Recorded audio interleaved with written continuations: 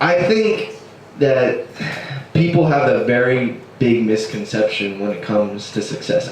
People imagine that you either fail or you succeed, and anyone who's had even a modicum of success knows that this isn't true. You will fail constantly. You will fail and you will fail and you will fail until you succeed.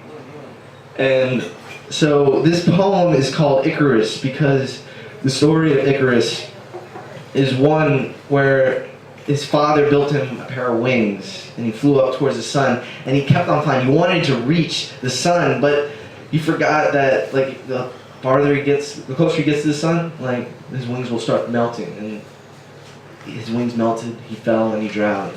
But I think there's more to this story. I think that every time you fall, you can pull yourself back up and you can rise back up towards the sun and keep on reaching for it. So this poem is called Icarus. High above what seems like streams, flowing prismatic laser light beams piercing dreams. With surgical precision, awakening is not a conscious decision for those who dream loud. A soul floating among the clouds, raining down to fill the beds where the weary lay their heads or faces just below the surface. Beware the dead that lurk thus, for they never gazed above their brows, and as all those who do not fly, they drown. So flap your brains until you lift towards the sun and learn to live as nature's breath, and then you'll know what it means to fall like snow.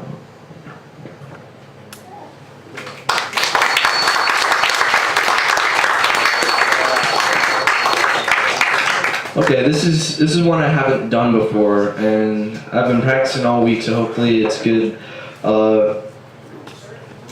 I think that the idea of epic poetry, Homer, is built up from everyone's ideas of what they've read about this person who wasn't actually a real person to begin with. And so we have this idea of epic poetry, but we personify it as Homer.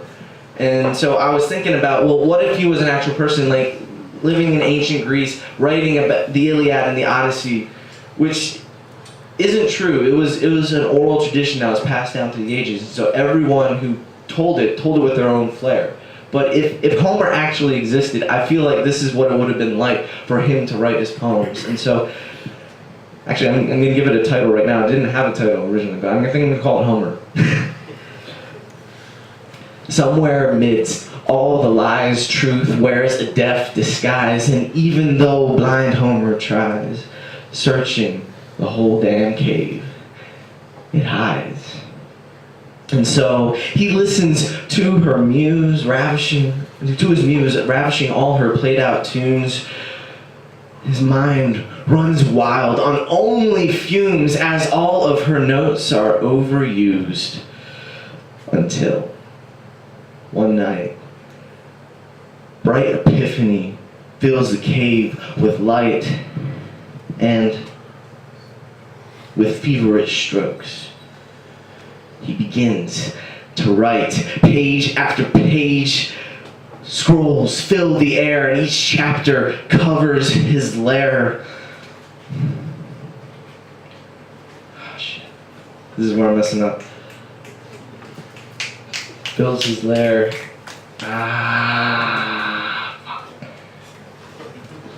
Every chapter covers his lair. Shit.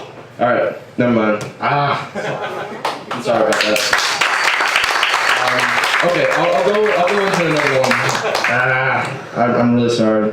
But this one is called... Huh? I like the start of that. Yeah, I know. And like the book I have it written in, I don't have with me. And like I would read it from there. But Next time. yeah. And so I thought you were gonna do it in Greek. oh, do it in Greek? I can translate. I wish I could speak Greek. Greek is a wonderful language. But I think now I'll just do one of my favorite poems. It's a love poem, and it's as if all poetry isn't love poetry. And so This one is called "I'm Not Taking Things Too Seriously." Blissfully oblivious to the objects over obvious, signs extremely vicious of a life, constantly robbing us, I see you as a stranger. Metal wings and closing, sapphire stains of anger, just wanting to love something. I wish I could pound to dust these golden gods we worship, conditioned to proudly trust what amounts to a bad trip. Mundane hallucinations, frequent mental migration, step up and feel the vibrations traversing as ghosts across the nation's pause. Elation. What would Van Gogh say if he saw you fly away? My, what a starry night this is. Maybe I will take a paintbrush and show what it feels like to be called insane. No one can see through my glasses, blackened with an ink that becomes a tattoo inside my chest, inside my brain, pounding, breaking the idol of contentment. You will not own me, oh idea. I will not be a slave. Non serviam is my cry, and let it ring throughout eternity. Let there be no gods before a family. But then, where is God inside of me? He hides in the shadows of flames. That fire of desire, this devours me. Still I shall not want for what I do not will. I create the words, they create me back. Pens use my hand like a hospital uses heart attacks.